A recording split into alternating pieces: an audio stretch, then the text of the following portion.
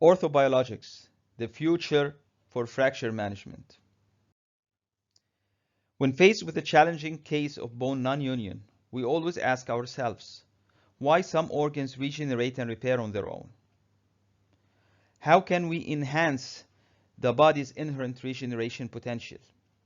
We know that mechanical solutions cannot solve biologic problems, and that advances in biologic solutions is what we need. We have had enormous advances in mechanical solutions over the past years, with the anatomic plates, the locked plates, the coated implants, and so on. So the objectives is to know what's meant by orthobiologics, the types of orthobiologics, and the role in bone union. Orthobiologics are substances used to help bone and soft tissue injuries heal more quickly. They are derived from substances naturally found in our bodies. When prepared in higher concentrations, they speed up the healing process. They include stem cells, osteoinductive growth factors, osteoconductive matrices, PRP, and anabolic agents. And they have a promising future in promoting bone healing in difficult situations. Biologic stimuli for bone regeneration involve four critical elements. Let's always remember them and think about them. We need proper stem cells. We need the growth factors that will induce the differentiation of these stem cells to osteoblasts. We need an intact vascular supply, and we need a scaffold that supports the cellular attachment, proliferation, and ingrowth, what we call an osteoconductive matrix. So let's remember stem cells, growth factors, scaffold, and of course an intact vascular supply. And therefore the gold standard is the autologous bone graft. Because it contains the cells, it contains the growth factors and bone morphogenetic proteins, and by itself it has the osteoconductive scaffold or matrix. So orthobiologics number one is the bone grafts, blood-based preparations, stem cell therapy, growth factors, scaffold-based therapy, and gene therapy. Starting with the most commonly used, platelet-rich plasma. To say that this is a platelet-rich plasma, it should contain a platelet count of at least 4 to 5 times the baseline. It contains multiple growth factors that help regeneration of the tissue. However, it only contains the growth factor. It does not provide the cells, the stem cells, nor the scaffold. And therefore, it can be combined with autologous cancellous bone graft or with mesenchymal stem cells to enhance its action. The increased concentration of platelets in platelet-rich plasma provides a vehicle to produce supraphysiologic doses of growth factors. However, since they are only growth factors, the outcomes are variable, and it is not suggested as a first-line treatment. Combining PRP with natural or synthetic biomaterials can improve the effectiveness. A synthetic biomaterial will provide a scaffold, and the natural biomaterials will add a scaffold plus cells. The mesenchymal stem cells. They have a therapeutic potential to decrease the time for healing and treat non-unions. They express growth factors such as bone morphogenetic protein 2. And they may change orthopedic practice from reconstruction to regeneration. We know that adult stem cells are pluripotent cells. They can differentiate to different lines. And they participate in the physiologic remodeling or turnover of normal tissues and repair of injured tissues. The idea is how to get the stem cells and how to derive them or push them to form osteoblasts. Where to get these stem cells? Bone marrow. And we do what we call aspiration concentrate of the bone marrow to raise the concentration of these stem cells. Iliac crest is the main donor site. We can use the vertebral body, the sternum, the proximal humerus, or tibia are alternative. It's a minimally invasive procedure and can be used in the treatment of non-unions, atrophic non-unions, which means that the problem is mainly biologic. Once we aspirate the bone marrow, it contains the stem cells, and these stem cells could differentiate into osteoblasts. It's not sufficient to induce healing of complex fractures with large gaps. Why?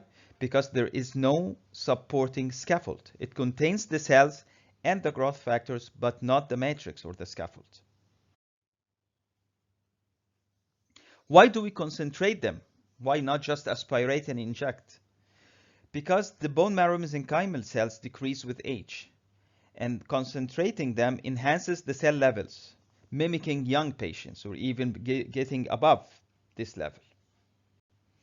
Besides mesenchymal stem cells, the bone marrow contains endothelial progenitor cells, hematopoietic stem cells, platelets, and adhesion molecules. So bone marrow is the main source of the stem cells. Other sources with really promising results include adipose tissue, which is really rising, muscles, derms, and vascular pericytes. But let's remember bone marrow and adipose tissue. Using the mesenchymal stem cells, whether concentrating them or doing an in vitro expansion of their numbers, seeding them on a scaffold, and then putting them has really promising results, because now we have the cells in large numbers, we have the growth factors secreted from the cells, and we have a scaffold that we added.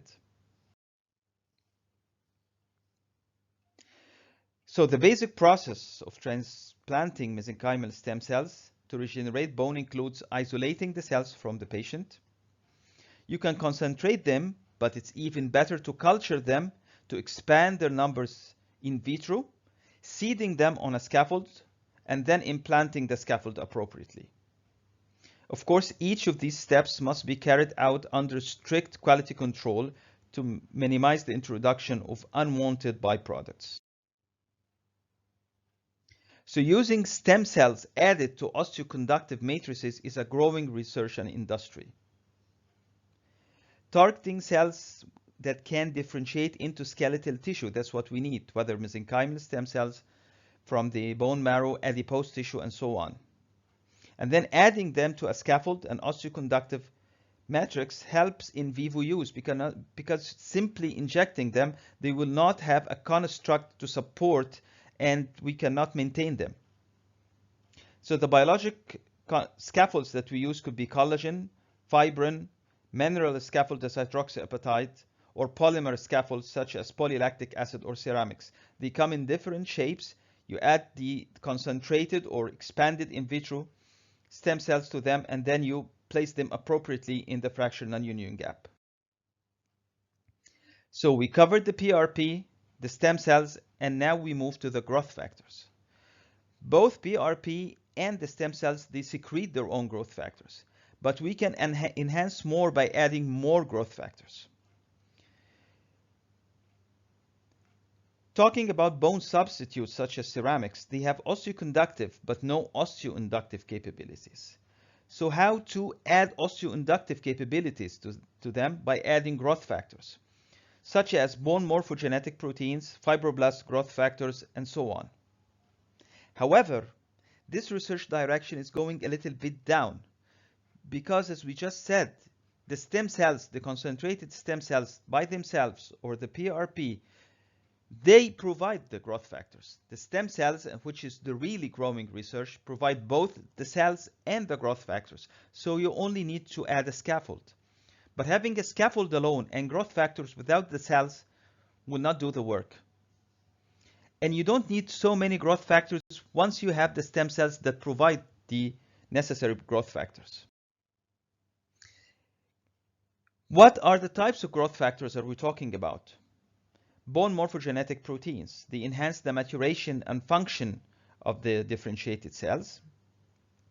Bone morphogenetic protein 2 and 7 are the most commonly used.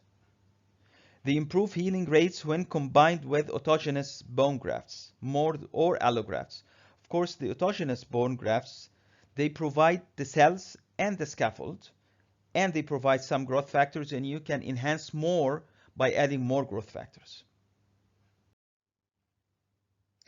Their problem is that they have a short half-life, and to heal large bone defects, they need to be repeated. They are not approved in the pediatric group and pregnancy, since the supraphysiologic doses have unknown long-term effects, and they may cause initial inflammatory reactions with seroma, neuritis, swelling, and so on. Another growth factor is the fibroblast growth factors, which promote expression of multiple genes that are involved in all stages of osteogenesis. Its beneficial effect and safety was suggested by some studies but not proved. However, clinical trials did not show significant improvement in healing rates, just by adding fibroblast growth factors. So again, let's remember, for bone healing, always think you need the stem cells, you need the growth factors, and you need the scaffold.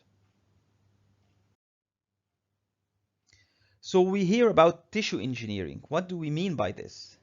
It's a strategy that combines the principles of orthopedics, biology, physics, material science, and engineering. It combines the progenitor cells seeded in biocompatible scaffolds with appropriate growth factors, forming hybrid construct to generate and maintain bone. This is the ideal because it contains all the main three factors. There is what we call systemic enhancement of bone regeneration. These are systemic agents such as growth hormone or parathyroid hormone. They can be administered to enhance bone healing. They are non-invasive and healing can be stimulated for a long time.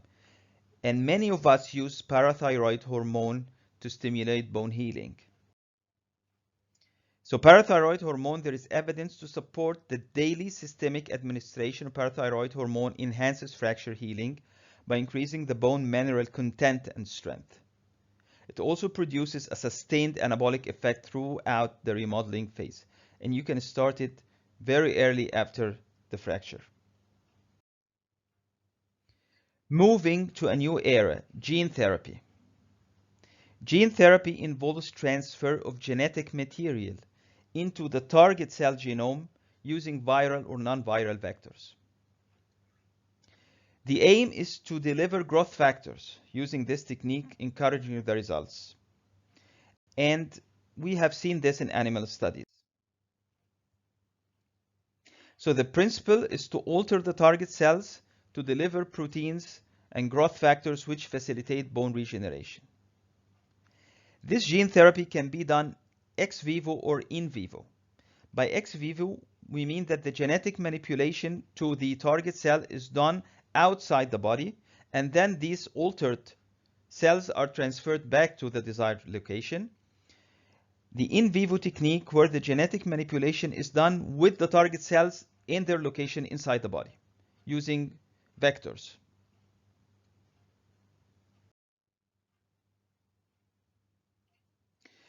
The target cells that we need to alter, of course, are the cells contributing to callus formation, such as the periosteal cells. The problem is how to reach them, possibly with viral vectors. And this gene therapy increases the secretion of growth factors promoting bone healing. Anyway, Orthobiologics Market is rapidly growing and expected to grow more and more. And it should be an essential part in managing difficult fracture situations in the future. And therefore, we say it's a must-know for every orthopedic surgeon. So the take-home message is, fracture management is in a new era of research and progression. We have current promising research, some concerned with the mechanical solutions, the implant designs, the coated implants to decrease infection, bioactive materials and bone substitutes, the mesenchymal stem cells, the growth factors, and finally, the gene therapy. Thank you.